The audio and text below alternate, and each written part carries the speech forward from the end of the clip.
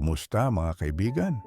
Ako si Midnight Storyteller at ngayong gabi ay dadalhin ko kayo sa isang mahiwagang kwento. Noong unang panahon, sa isang liblib na baryo, may kakaibang kababalaghan na gumising sa mga tao. Isang gabi ng kabilugan ng buwan, sa gitna ng katahimikan, may lumitaw na apoy na lumulutang sa ere.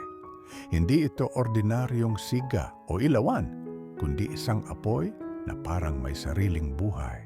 Naglalakbay ito sa ibabaw ng mga palayan, kumikislap at nag-iiwan ng bakas ng liwanag sa dilim. Ang mga batay nagtago sa kanilang mga bahay, samantalang ang matatanda ay napaluhod sapagkat kilala nila ang kakaibang nilalang na iyon. Santilmo, bulong ng matandang albularyo habang nakatanaw mula sa bintana. Ayon sa alamat, ang santilmo ay hindi basta apoy. Isa itong gabay, isang kaluluwang nagbabalik upang ipakita ang landas tungo sa isang lihim na kayamanang nakabaon sa ilalim ng lupa.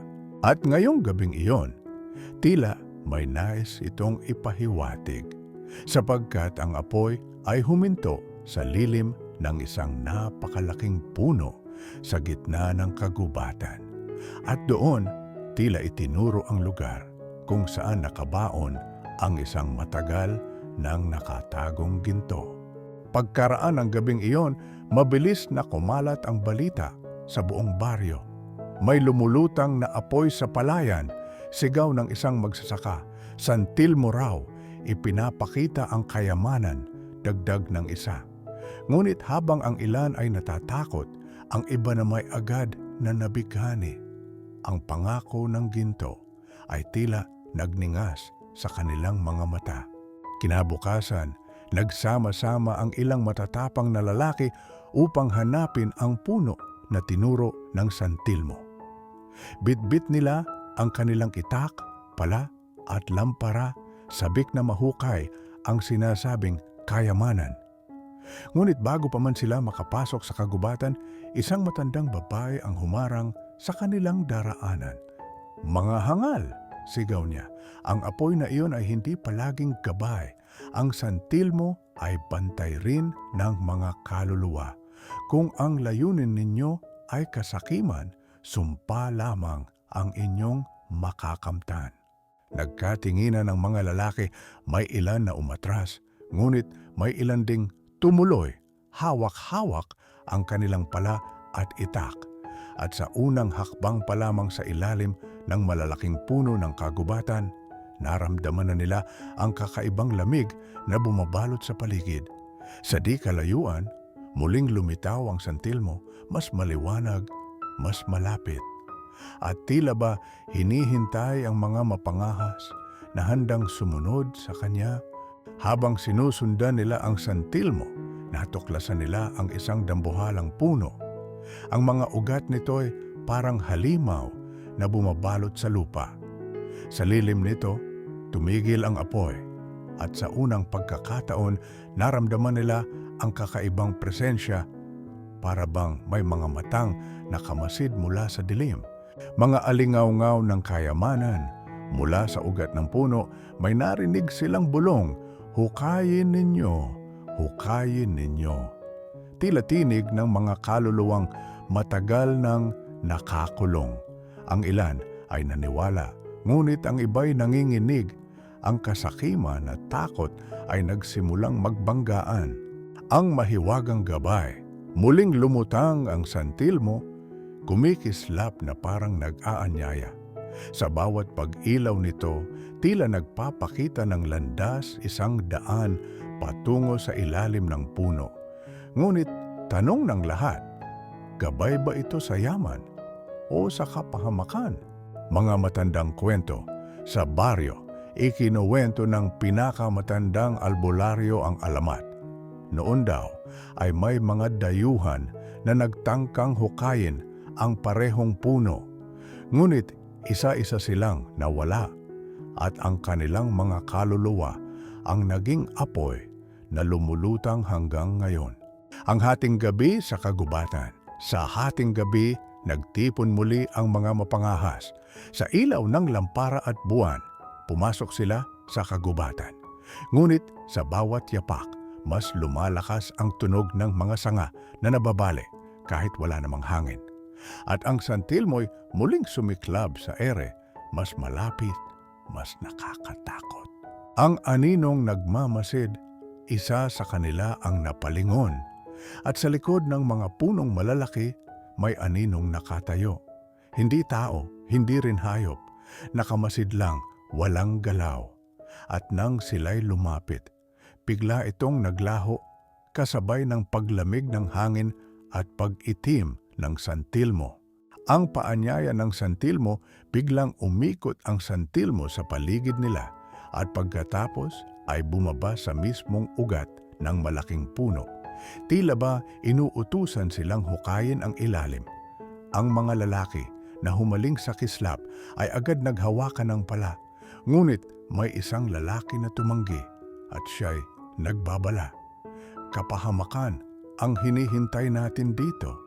Unang hakbang tungo sa lihim, sa unang pag-ukit ng pala sa lupa, umalingasaw ang kakaibang amoy, parang nabubulok na laman. Ang lupa'y nanginginig at mula sa ilalim lumabas ang mahinang ungol. Hindi nila alam, pero ang bawat hakbang ay nagsisimula ng sumpa na hindi na nila mababawi. Mga bunga ng kasakiman. Habang mas lumalalim ang hukay, mas tumitindi ang ningning ng santilmo. Ngunit kapalit nito'y mga kakaibang pangyayari. Isa sa mga lalaki ang biglang nagdugo ang kamay kahit hindi natamaan ng pala, at isa'y nakarinig ng tinig na nang-aakit, "Para sa'yo ang ginto." Tiyakta, apo, ang lihim na kuweba. Natuklasan nila na sa ilalim ng puno may nakatagong lagusan patungo sa isang kuweba. Ang mga pader nito'y kumikislap na tila may gintong nakabaon sa mismong bato. Ngunit habang papalalim sila, mas malakas ang bulungan na umaalingaw-ngaw sa paligid. Ang pag-ukit sa puno. Isa sa mga lalaki, dala ng pagkahumaling, inukit ang kanyang pangalan sa katawan ng malaking puno. Ngunit pag-uwi niya, natuklasan niyang ang kanyang balat ay unti-unting nagkakaroon ng parehong marka. Parang ang puno ay gumanti. Mga baryong naghahangad, dumami ang nakarinig tungkol sa kayamanan. Mga taga-ibang baryo ang dumating, dala ang kanilang mga gamit para makisalo sa hukay. Ngunit kasama ng kanilang pagdating, dumami rin ang away, inggit at sigawan. Ang dating tahimik na baryo'y unti-unting nasisira ng kasakiman. Ang alamat ng apoy, ikinuwento ng isang matanda ang mas lumang alamat. Noon daw ay may isang pinunong sakim na nagtago ng ginto sa ilalim ng puno. Ngunit pinaslang siya ng kanyang mga tauhan. Ang kanyang kaluluwa ang naging santilmo, isang gabay, at kasabay nito'y isang bantay. Mga mata sa kadiliman. Habang nagkakagulo ang mga tao, may isang bata ang nawala sa kagubatan. Nang siya'y hinanap, nakita siya sa tabi ng hukay, nakatitig sa kawalan. Ang kanyang mga mata ay kumikislap na parang apoy. Pag-uwi niya, hindi na siya nagsalita kailanman. Ang ingay ng lupa. Kinabukasan, habang naghuhukay, biglang umuga ang lupa. Parang may mabigat na gumagalaw sa ilalim. Kasabay nito'y mga sigaw ng boses na hindi nakikita, umuungol at humihingi ng tulong. Ang ilan ay umatras, ngunit ang iba na may lalo pang nagmadali. Mga bantay ng kayamanan. Sa loob ng kuweba, natuklasan nila ang mga aninong hugis tao. Nakapila, nakatayo, parang mga sundalong nakabantay.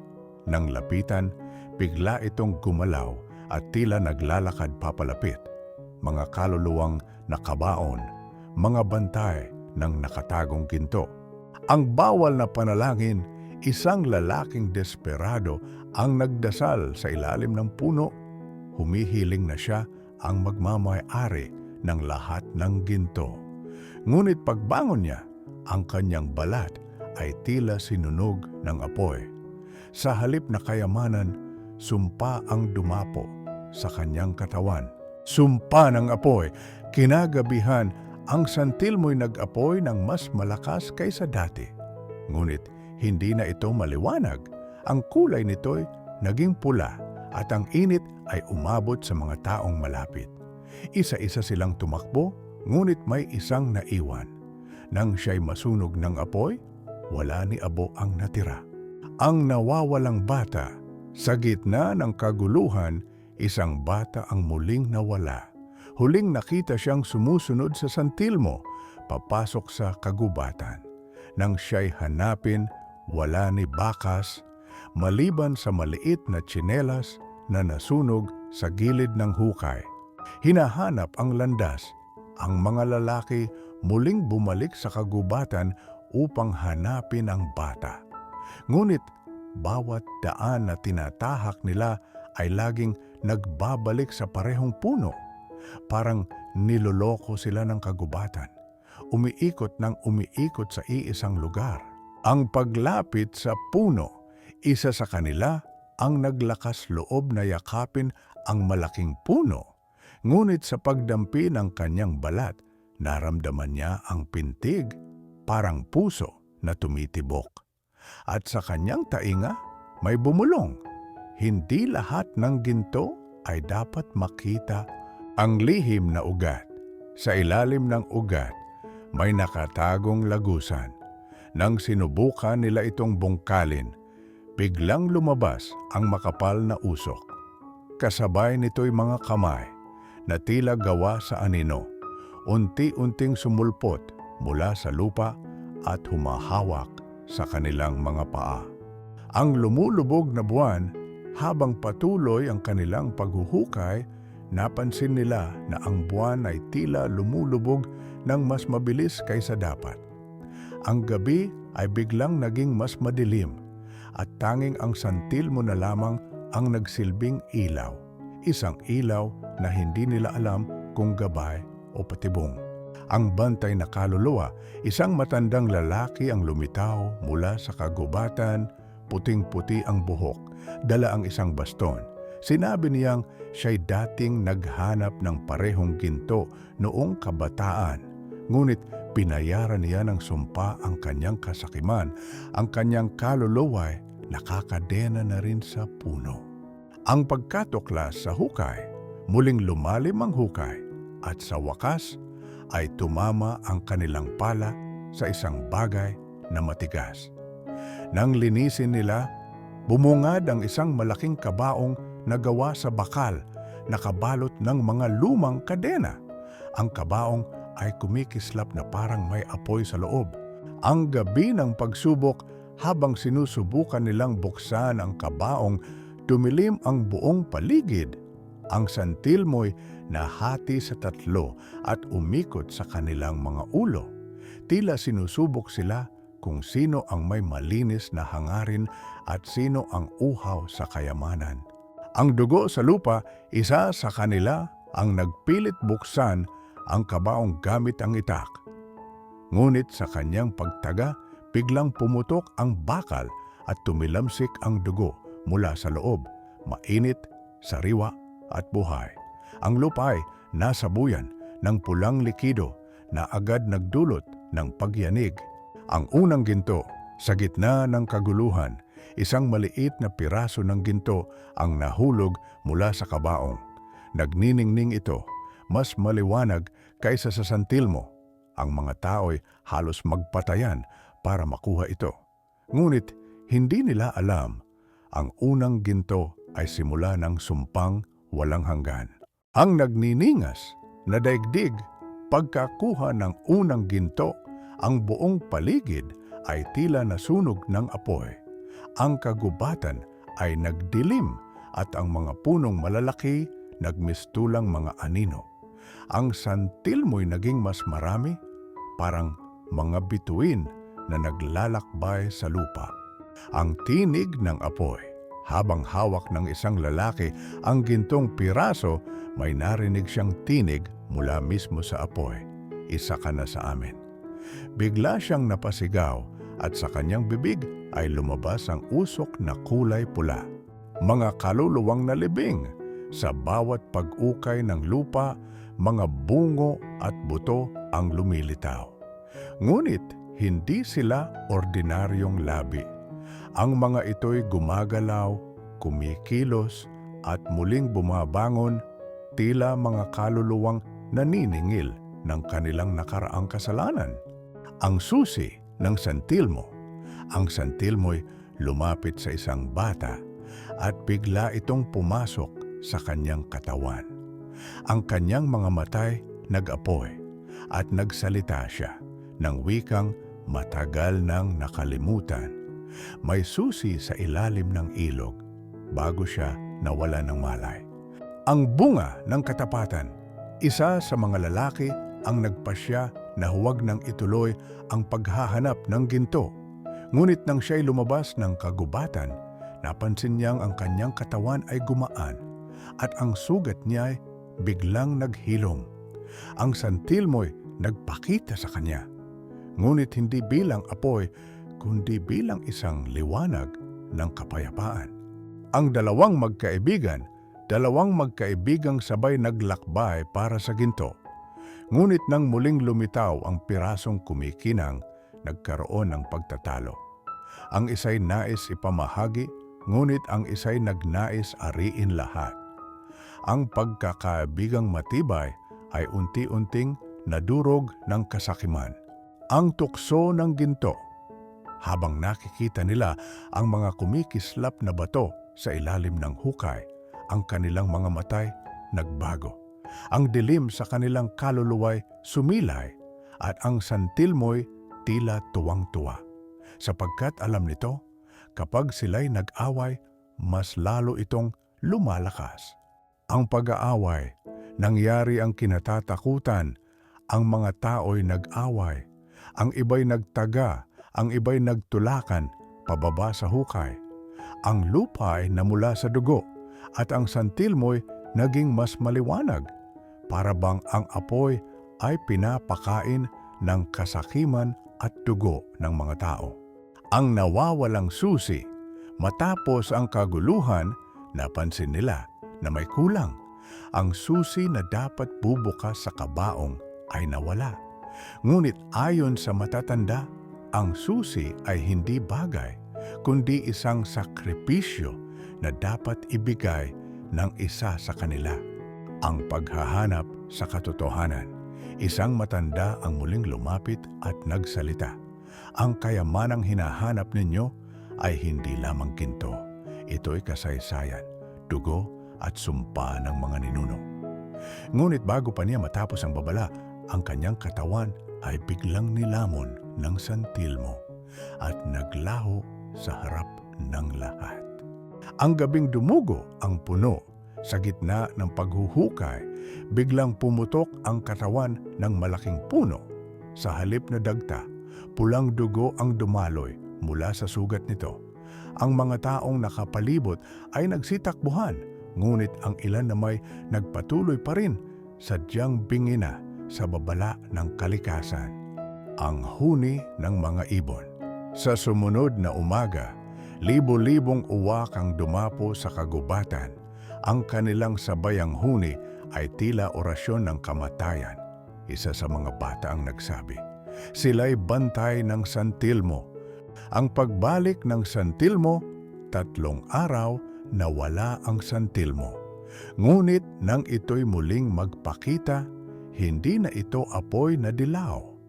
Ang kulay nito'y naging itim at sa bawat pag-ikot may kasamang mga sigaw ng mga nawawalang kaluluwa.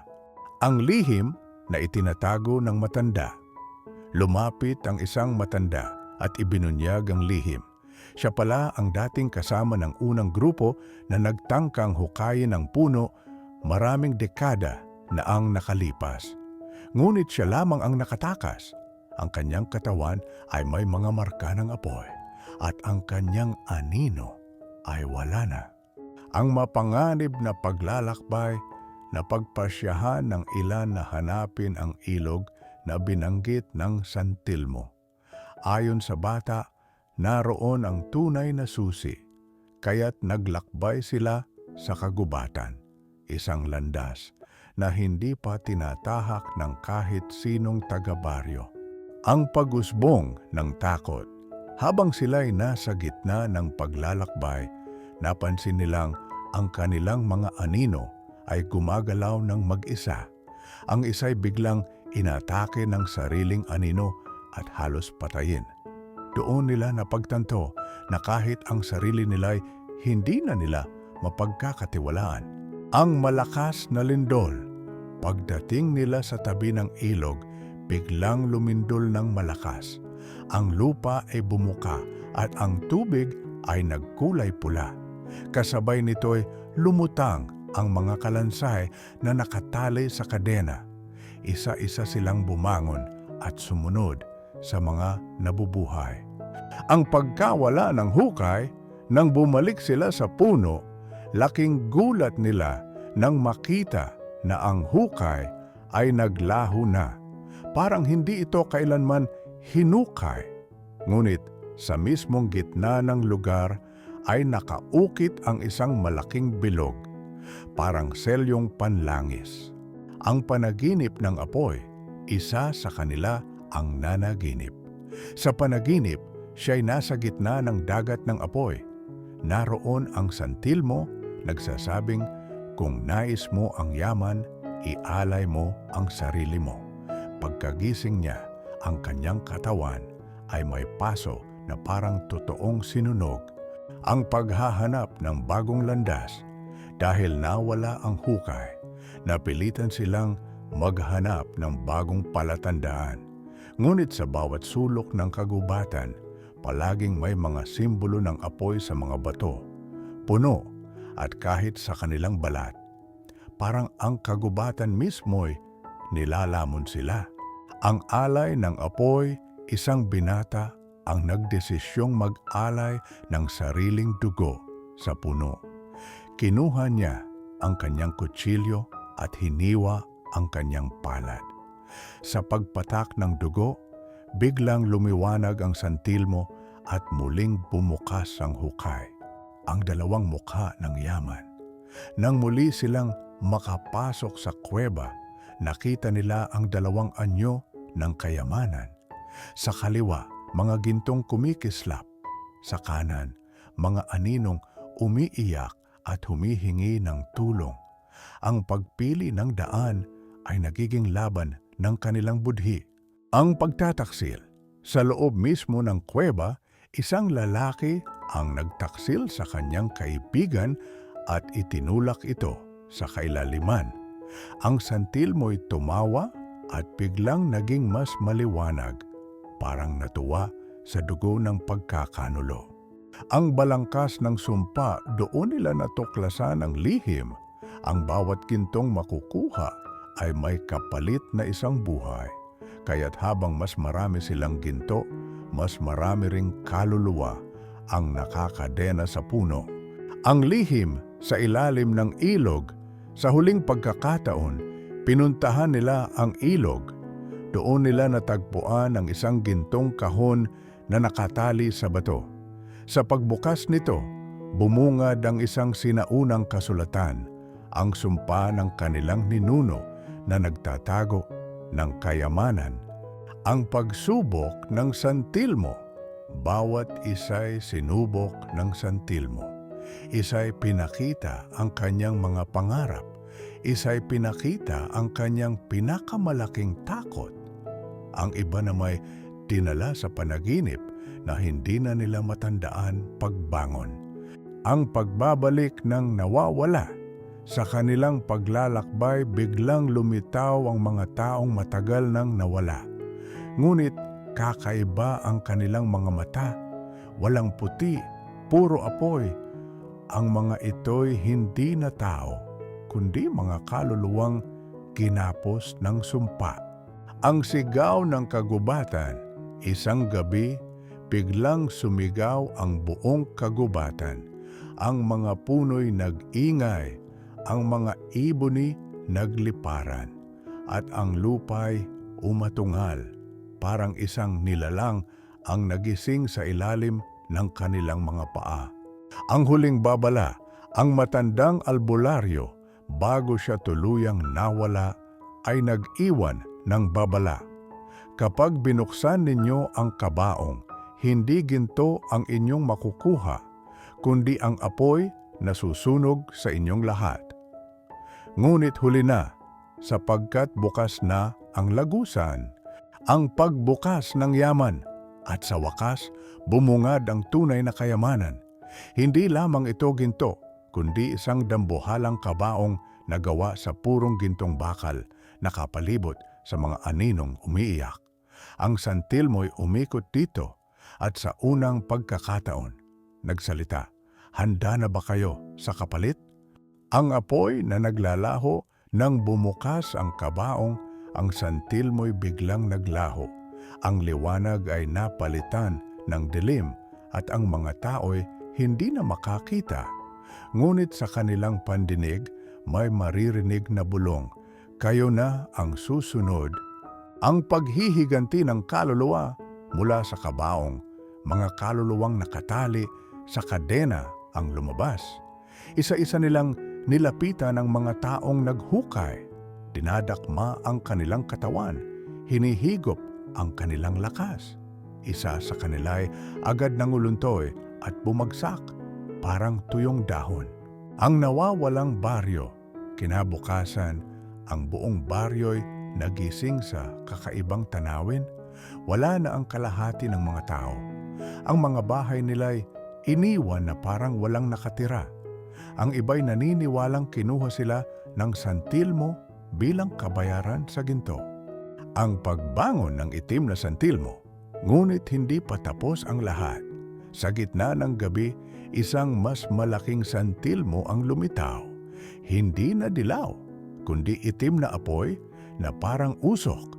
Ito'y umikot sa buong baryo. Sinusunog ang mga tanim at iniwan ang abo sa bawat hakbang. Ang paglalakbay sa kabundukan, ilang natitirang tao ang tumakas patungo sa bundok upang hanapin ang kaligtasan. Ngunit kahit sa mataas na lugar, sinusundan pa rin sila ng mga ilaw ng santilmo. Ang kanilang takas ay tila walang hanggan. Ang paghingi ng tawad, isang matanda ang lumuhod sa paanan ng bundok, umiiyak at humihingi ng tawad para sa kasakiman ng kanyang mga kababaryo. Sa kanyang panalangin, sandaling huminto ang santilmo at nagliwanag ng kulay puti. Ang mapait na katotohanan, ngunit ang pagpapatawad ay hindi madali. Ang santilmo'y nagsalita, "Hindi kayamanan ang iniingatan ko, kundi ang sumpa. Hindi ito dapat makita, hindi dapat galawin. Ngunit pinilit ninyo, at ngayon, kayo ang magiging bagong bantay." Ang gabi ng dilim, isang gabi, ang buong bundok ay nilamon ng dilim. Wala ni buwan, wala ni bituin, tanging apoy lamang ng santilmo ang nakikita. Isa-isang nawala ang mga tao, hanggang iilan na lamang ang natira. Ang huling apoy, sa pinakataas ng bundok, lumitaw ang huling apoy. Hindi na ito nakakatakot, kundi malungkot. Parang liwanag na nagluluksa. Isa sa mga nakaligtas ang nagpasya, isinakripisyo niya ang sarili, tumalon sa apoy upang tapusin ang lahat. Ang walang hanggang bantay. Pagkatapos ng sakripisyo, ang kagubatan ay muling natahimik. Ang malaking puno'y bumalik sa dating anyo at ang santilmo'y nawala pansamantala. Ngunit hanggang na ngayon, sinasabi ng mga taga-baryo na tuwing kabilugan ng buwan, may lumulutang pa ring apoy sa gitna ng dilim. Tila paalala na ang kasakiman ay may kapalit at may bantay na hindi kailanman mawawala. Ang santilmo, ang apoy ng ginto at sumpa ng kagubatan. Maraming salamat sa inyong pakikinig. Naway magsilbing aral ang kwentong ito na hindi lahat ng ningning ay dapat pagnasaan. Hanggang sa susunod na gabi, mahimbing na tulog ang hatid ko sa inyo.